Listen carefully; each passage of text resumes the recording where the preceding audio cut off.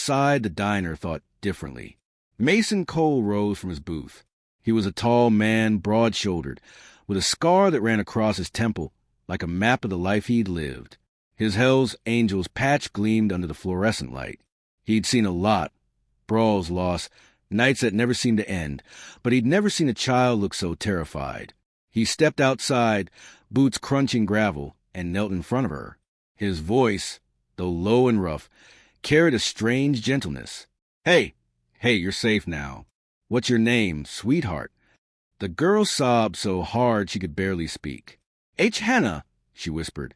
They're hurting my mama. Her trembling finger pointed down the long stretch of cracked road, toward a cluster of rundown trailers half hidden by trees. Mason's jaw tightened. Who's hurting her? My mama's ex, she said, words tumbling out in gasps. He came back. He said he'd. She couldn't finish. That was enough. Mason didn't ask more. He didn't need to. He rose to his full height, his expression shifting from calm to cold steel. Tank rider, he barked. With me? Two bikers, massive, silent, stood immediately. Their engines roared to life, echoing off the trees like thunder. Mason turned to the rest. Keep her safe till we're back. The little girl tried to grab his sleeve. Please hurry, she whispered. He looked her in the eyes, steady and sure. We will. The three motorcycles shot down the road, tires spitting gravel, engines screaming like battle cries. Dust and sunlight twisted behind them, and within seconds they were gone, just a red haze in the distance. Inside the diner, Hannah sat near the window, wrapped in a heavy leather jacket that dwarfed her small frame. One of the bikers brought her hot chocolate in a chipped mug. She stared through the glass, hands clutching the sleeves, waiting. Outside, the highway stretched endlessly quiet. 5 minutes passed, then 10, and then, faintly, the wind carried the sound of chaos. Mason's crew had found the trailer. The door was half open, the inside reeking of booze and rot. Through the cracked blinds, they saw him, a man, wild-eyed and drunk, his shirt stained, his hands already bloodied. A woman cowered in the corner, her face bruised, her breath shallow, whispering pleas that went unheard. The man raised a bottle, shouting curses. The door burst open. Mason grabbed the man's wrist mid-swing, twisting hard until a sickening crack echoed through the small room. The bottle shattered on the floor, scattering glass and liquor. Before the man could react, Tank and Ryder had him on the ground, pinned under their weight. No words, Mason growled. You've said enough. The man spat curses, struggling uselessly. Mason didn't hit him. He didn't need to. The look in his eyes was enough to quiet even the devil. He turned to the woman. She was trembling, her hair plastered to her face, a thin trickle of blood on her lip. You okay, ma'am? He asked, his voice softer now. She nodded weakly, tears spilling freely. My little girl. She's safe, Mason said quickly. She's with my brothers. She came to find us. Something in her broke then, not from pain, but relief. She sobbed, covering her face with her shaking hands. Outside, the faint wail of sirens began to grow louder. A neighbor must have seen the commotion and called it in. When the police arrived, Mason didn't move. He stood in the yard, leather vest soaked with sweat and dust, hands raised calmly. He's inside, he said simply, nodding toward the trailer. The officers rushed past, guns drawn, shouting orders. Within minutes, they dragged the drunk out, handcuffed and cursing. The woman, Carla, stood behind Mason, her hand gripping his arm like a lifeline. When one of the officers tried to question him, Mason just said, We don't start fights. We end them. He looked down as Hannah came running from the diner, the jacket still wrapped around her like armor. She collided into her mother's arms, sobbing, clutching her tightly. Carla dropped to her knees, holding her daughter with everything she had left. Mason stepped back, eyes soft. You did good, kid, he said to Hannah. You were brave. She sniffled, looking up at him with wide eyes. You came.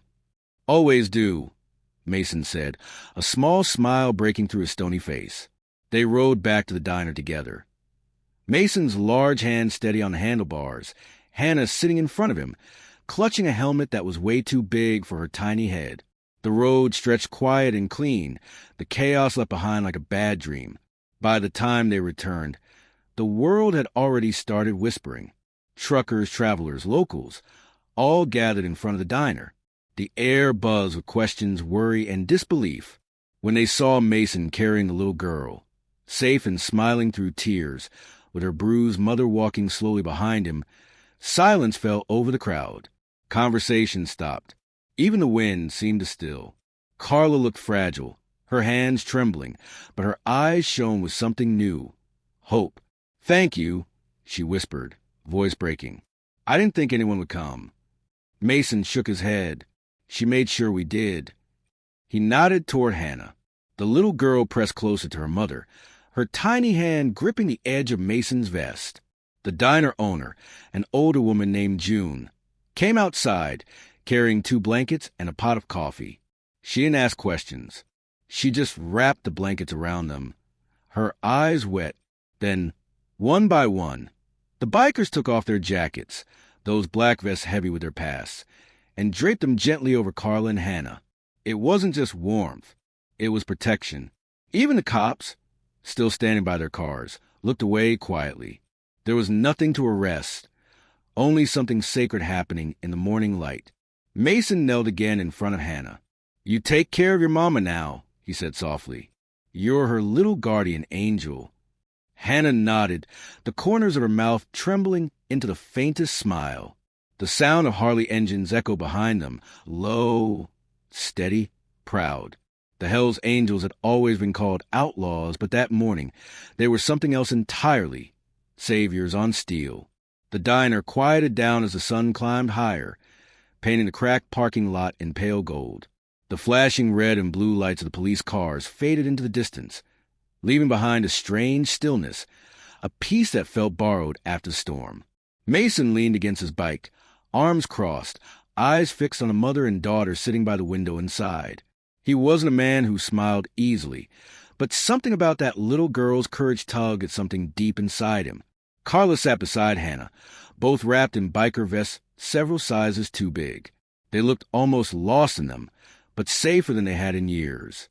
June, the diner owner, poured them another round of coffee and hot chocolate.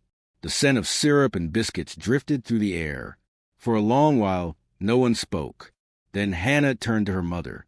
"Mama," she whispered, "are we going to be okay now?" Carla brushed her daughter's cheek gently, her eyes still swollen from crying. "Yeah, baby," she said. "We're going to be okay now." Outside, Mason turned to Tank. "Find out if she's got a place to go." Tank nodded, heading inside. When he came back, his expression was grim. "They got nothing, boss. Trailers trashed."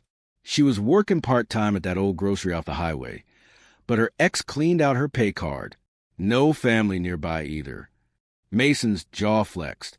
Figures. He rubbed his hands over his face, thinking he'd seen too many people like them, left behind, written off, invisible until something bad happened. The system didn't care, but he did. At least he used to, before the years had hardened him. He looked back through the diner window again. The sight of Hannah trying to make her mom smile, it did something to him. "All right," he said quietly. "Then we help." Ryder blinked. "Help? How?" Mason straightened.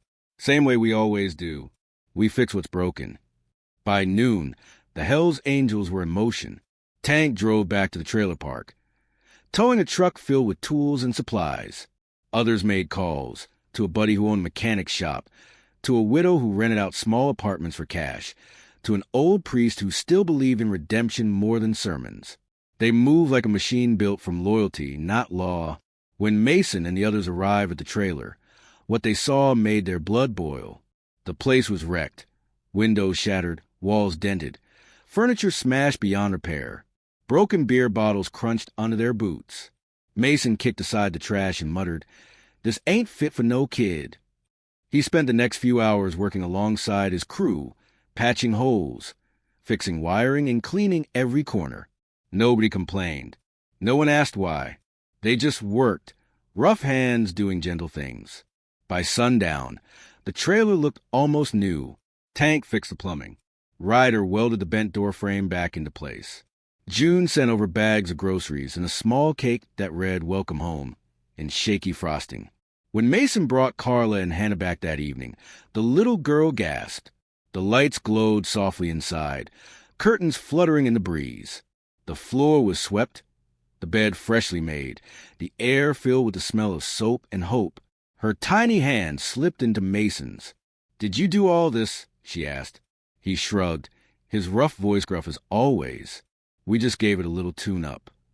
Hannah giggled, her first real laugh of the day.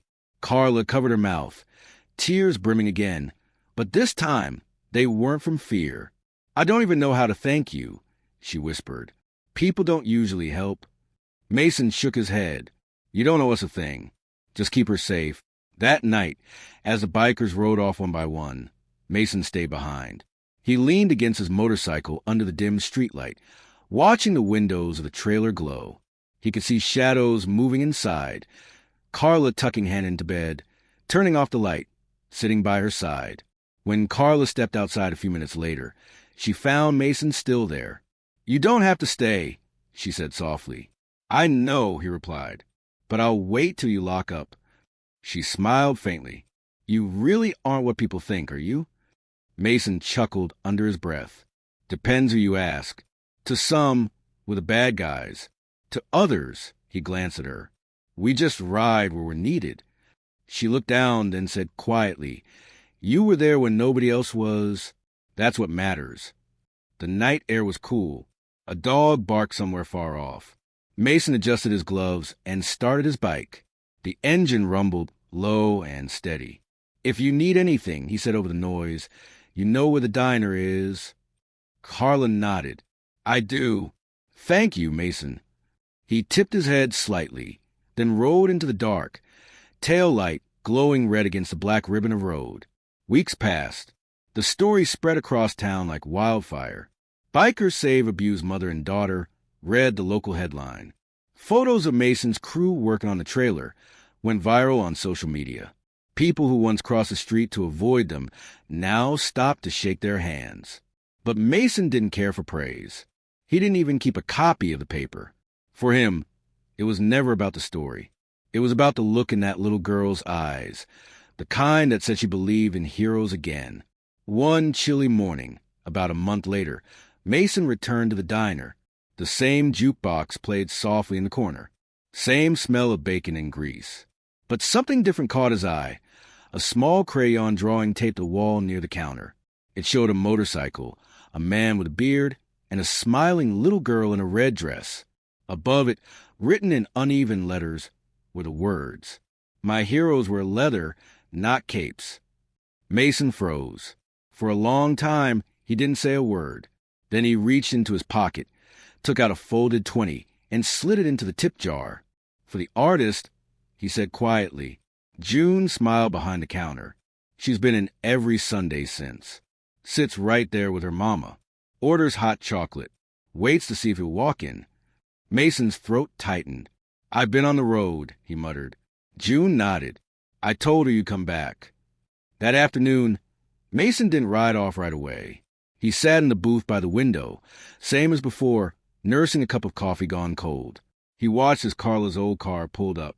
Hannah jumped out, spotted him through the glass, and beamed. "Mr. Mason!" she shouted, bursting through the door. He turned, caught completely off guard as she ran straight into his arms. "Whoa, there," he said, chuckling. "You get taller every day, don't you?" She grinned up at him. "Mama says we're moving. We got a new apartment, and she's got a job at the clinic now." Mason's eyebrows lifted. "That's real good, sweetheart." Hannah reached into her backpack and pulled out a tiny charm bracelet, clearly handmade with colorful beads. "I made this for you," she said, "so you don't forget us." Mason hesitated, then took it gently, his big hand dwarfing the little trinket. "I won't," he said softly. Carla walked in then, smiling shyly. "We wanted to thank you one more time. I don't know what would have happened that day if she hadn't found you." "She would have found someone," Mason said. "She's got that kind of light. Carla met his eyes, her voice steady. No, she found the right someone. The words hung between them, warm and honest. After they left, Mason sat for a while longer, the bracelet still in his hand. Then, with a small smile, he slipped it onto his handlebars, where it glimmered softly in the sun. When the engine started up again, the roar wasn't just noise, it was a heartbeat. The kind that said the road never ends, but sometimes, just sometimes, it leads you exactly where you're meant to be. And somewhere, down a quiet lane in a town that had almost forgotten kindness, a little girl looked up every time she heard motorcycles thunder past, smiling to herself, because she knew if the world ever went dark again, her angels would come, on steel wings through smoke and storm, just like before. The end.